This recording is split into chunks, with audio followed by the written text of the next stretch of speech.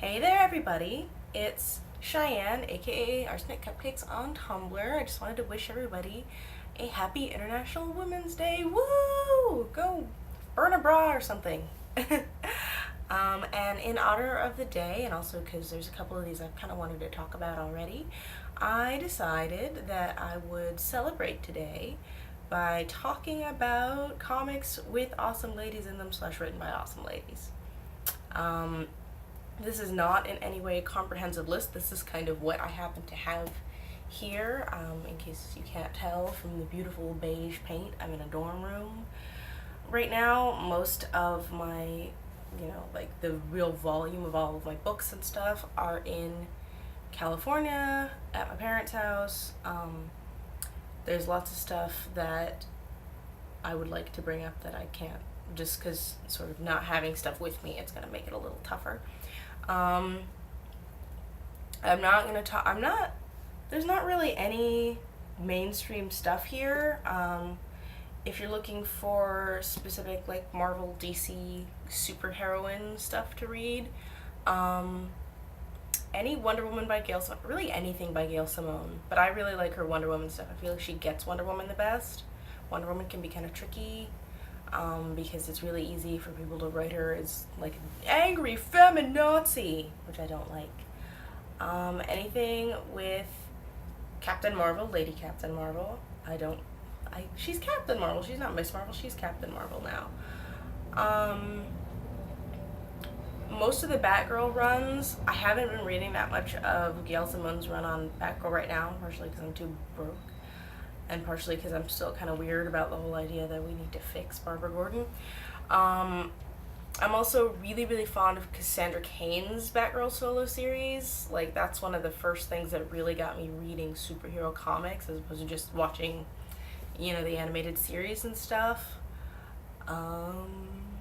See, if it's not in front of me, I can't think about it. But, without any further ado, here we go. So first we're going to start with the earliest thing that has had an influence on me, and that is Sailor Moon and Sailor V. I mean, Sailor Moon has had more of an influence on me because Sailor V only just became available in the West, but it's also awesome. Sailor V is a lot more goofy, at least at first. It gets serious towards the end, sort of once Naoko Takeuchi sort of understood where the story was going a little more, but this was kind of the precursor. And this, Sailor Moon, is the bigger, kind of broad, sprawling series. And the anime was probably one of my biggest influences growing up as a little girl. I watched it in its very first run in 1994. It was on the UPN in my area. I was 3. Sailor Moon for Halloween that year. Everyone thought I was Wonder Woman. I got really pissed off because how can you confuse them? But anyway, I really feel like Sailor Moon is absolutely fantastic. I feel like Usagi is a really wonderful role model for little girls, but honestly, I still kind of look up to her and all the other senshi because it's wonderfully written, it's beautifully illustrated, it's all in black and white because it's manga and you have to read it backwards, so if that's a deal breaker for you, then sorry. It's just, I don't think there are enough words for how much I love Sailor Moon. I mean, and then this guy here, I'm getting Sailor Moon tattoos sometime this year if I can get my money together. Stay back on the right.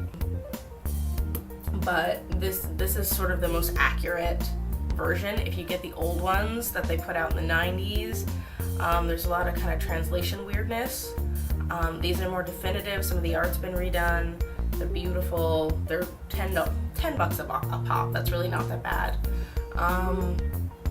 And I don't think there are words for how much this series and this continuity has, how much it means to me. I don't think I have words. So I'm gonna move on.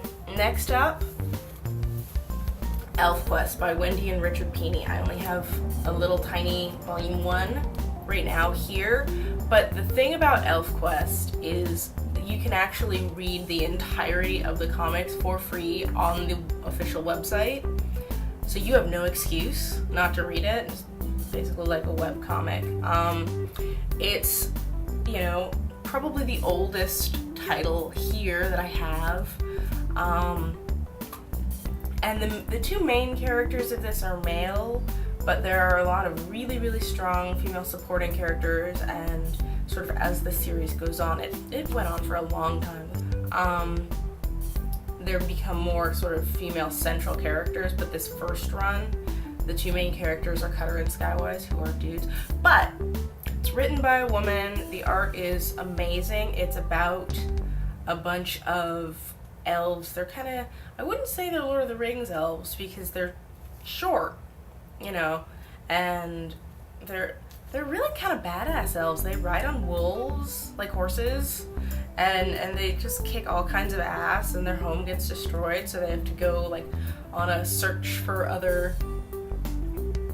another place to live, and they end up finding these other elves who are kind of like Aztec-y, Middle Eastern brown people elves, who are awesome. And it's really long, it's really sprawling. I am just in love with this series, and it's one of those series I feel, because I know it did well. Like, Marvel reprinted a lot of it. I know it did well, and I know that there are people who remember it, but they must all be older than me, because every time I bring up this series to anybody ever, nobody knows what I'm talking about, and they should. So you should go and read this. You can read the entirety of it online, so you have no excuse. Go read Elfquest. I love Elfquest. Next up, something a little more current, something I'm reading right now actually. The Adventure Time with Fiona and Cake miniseries. There's only going to be 6 of them, which makes me really sad. Also, the Marceline and the Scream Queens comic. I don't have any of those right now, which sucks. I can't find my volume 1 of this, but I have it someplace. And I mean, the regular Adventure Time comics are fantastic too, but I'm really, really digging the art in these. I just really like Fiona and Cake. I think they're fantastic. Flame Prince is super cute. You know, it's really cute. It's just adorable. It's a girl with a sword beating stuff up. What more do I have to say? Next up is anything by Jill Thompson. Oh my god, there are no words for how much I love this woman's art. I literally would marry her art. It's not even funny. Especially when she gets to work with color. Her black and white stuff is still beautiful, but like, look at that. Look at that. Look at all that. Isn't that just the most gorgeous stuff you've ever seen? And she tends to do stuff that's kind of witchy and Halloween themed, which I like, because I like witchy and Halloween themed stuff. This one is Magic Trixie. It's a little more aimed towards a younger audience. Mine is signed. All of my Jill Thompson stuff is signed. I actually met her at C2E2 last year, and she was super nice, and she gave me a Snickers, and I was like, but this one's really super cute. The thing that's probably the closest to mainstream that she's done is she's done a couple of storybooks that are sort of the Little Endless from Sandman. So she does them in this kind of really cute, chibi, super deformed style. And this one is Delirium's Party. I have the fondness for Delirium, surprise, surprise. So, like, look at that. Look at that. And again, this one is just a storybook, so, you know, you're not going to get a lot in terms of plot, but I really feel like you don't need it because her illustrations are just so gorgeous. Like, you can look at them for hours. Or I can, anyway. So next up, we're going to talk about a series I'm really fond of called Empowered. And this one's a little dicey for a lot of you. Just the mere premise of it and concept is going to be a deal breaker. Empowered is a bondage-centric fan service comic. If you have a problem with that, you already know it's not for you. has an explicit content thing right down there. So that being said, let's talk about why Empowered is awesome. First off, unlike, your standard mainstream superhero comic, it's upfront about the fact that it's just going to straight up objectify its heroine. That leaves a better taste in my mouth, personally, than there being all kinds of cheesecake and weird swivel backs and stuff in a regular superhero comic, which isn't supposed to be about that. Maybe that's just me, but I feel like it's a slight difference. Also, in Empowered, you will not see any of that weird snake back, where are her organs stuff. Adam Warren's really, really good at drawing bodies where they look realistic, appealing. Obviously, they don't look super realistic. He has kind of like an anime style, but they're consistent. Let's say that. I feel like that's probably the better way to say it.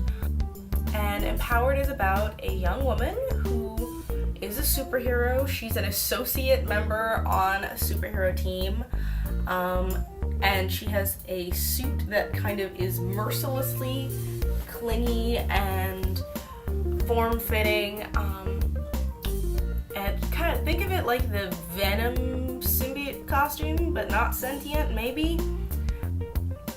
And also made out of like tissue paper, where it rips at the slightest notion, the slightest little thing, and the more of it that gets ripped up, the lesser powers are useful. So she tends to get her costume ripped up, and then she gets put in distress and bondage a lot of the time.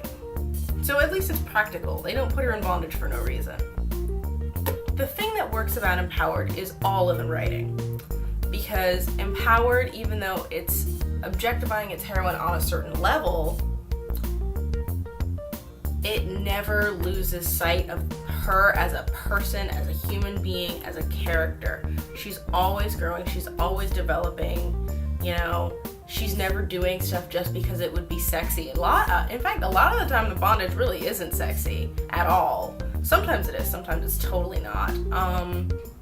But she's, she feels so real. She's so relatable to me. She's just kind of this ball of insecurities and body image issues and neuroses, and surrounded by a lot of people who underestimate her and tear her down and kind of, undervalue her. She has a wonderful, supportive boyfriend, probably also part of the reason I relate to her, and, great friends. But in the superhero community, she is like the bottom of the barrel. And she's just... And it's actually also got a really good story.